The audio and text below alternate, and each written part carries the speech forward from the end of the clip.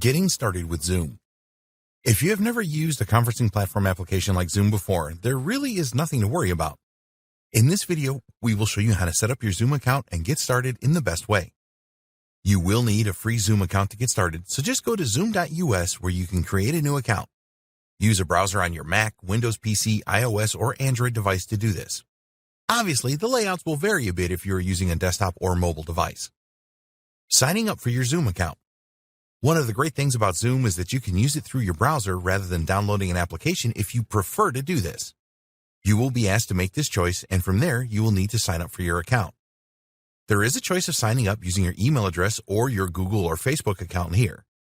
After you've done this, then Zoom will ask you if it is okay for them to send you how-to guides and videos, which are well worth it. If you do not want to receive these, then you can set your preferences to never receive emails from Zoom or just periodically. After this, you will receive a confirmation email from Zoom, which you will need to open to activate your account.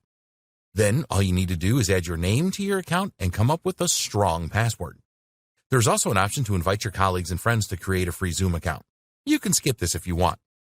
Create a test meeting. The next step is to create a test meeting. Although this is optional, we recommend that you do this. At this stage, it is a good idea to grab an extension for your browser. There are extensions available for the Google Chrome and Mozilla Firefox browsers at the time of writing. You can also get a plugin for Microsoft Outlook, which is useful. We recommend these plugins as you will become a regular Zoom user when you follow the advice in this training. Then, just follow the instructions to set up your Zoom test meeting. Once you have done this, you will see a URL for the meeting, and you will have the option to invite others to attend. Meeting settings. It is really important that you get the settings right for your meetings. Once in the Zoom website, look for Your Account in the top right corner. Here, you will be able to manage your profile. You can make changes to your profile, including your name, adding your photograph, your default meeting ID, your password, and set your time zone. Once you are done with your profile, go to Settings. In here, you can change the default settings, such as whether or not you want to enable video automatically when you or people you have invited join your meeting. You can also choose whether it is okay for participants to join the meeting prior to you as the host joining it. After this, you want to check the audio settings. Usually, you will want to use computer audio here rather than telephone. At the time of writing, Zoom has limited telephone usage with free accounts. It makes more sense to use the resources of your device for audio anyway. The next decision you need to make concerns public and private chats. We do not recommend that you enable private chats for your meetings. You can also set different permissions for screen sharing and file transfers.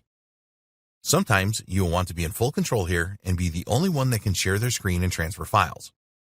If you have chosen to download the Zoom desktop app, then you will see that it is pretty similar to the browser-based version.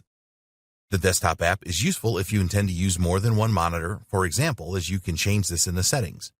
You can also choose automatic full screen mode. Scheduling and launching a meeting. If you currently have any scheduled meetings, then you will see these in your screen. To schedule a new meeting, just click on Schedule a New Meeting, and a new screen will appear where you can give your meeting a name and a description if you want.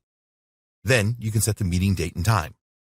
There is a facility set up recurring meetings with your team, for example. Just tick the Recurring Meeting checkbox located under the Time Zone tab. You will be prompted to select the regularity of the meetings either monthly, weekly, or daily. Just save everything, and your meeting is ready to go.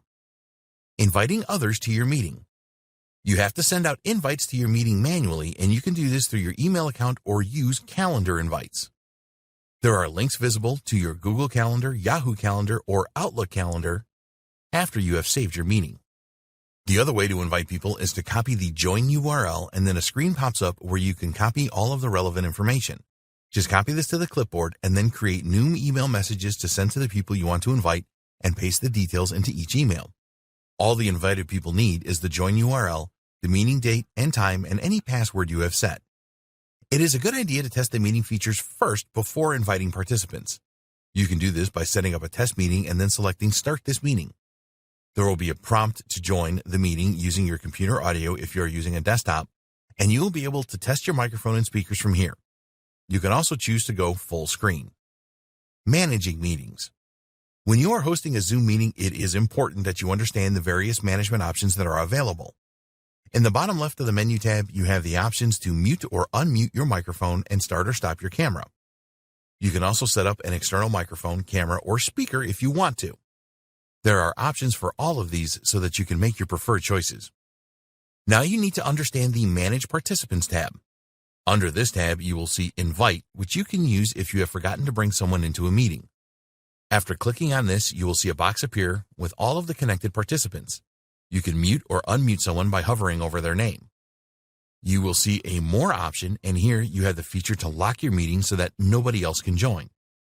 The default layout for a Zoom video meeting is Active Speaker, which means that the person talking appears on a larger screen. As an alternative, you can use the Gallery layout, which reveals all participants in grid format. The Share Screen tab has a lot of features. If you choose Basic, then you can share your desktop screen with others. You can also use the Whiteboard option where you can make annotations. If you are on the move and have an iPhone, you can share your screen as well. There is also a tab for file sharing here, and there are links to applications such as Google Drive, Dropbox, and Microsoft OneDrive. You can choose to limit participants to sharing one screen at a time, or you can allow multiple screen sharing. Next, we have the management of the chat facility. The aim of the chat feature is to allow participants to type in any questions that they have. As the host, you can control who can chat to who. You can turn off the chat function altogether, or you can choose to chat just with you as the host, everybody publicly, or all participants publicly and privately. The next feature of interest is the record function. You can choose to record the meeting and then send a copy of this to your participants via email if you want. Only the host of the meeting can record it unless you decide to give this permission to others. The last option is the End Meeting tab, which unsurprisingly will end the meeting. If you need to leave a meeting as the host, but the meeting needs to go on, then you can assign host privileges to a participant. You will first need to enable this facility in the Meetings tab. So there you have it. Follow these instructions and you will set up your Zoom account perfectly for your meetings. In the next video, we will look at some great Zoom tips and tricks that you can use.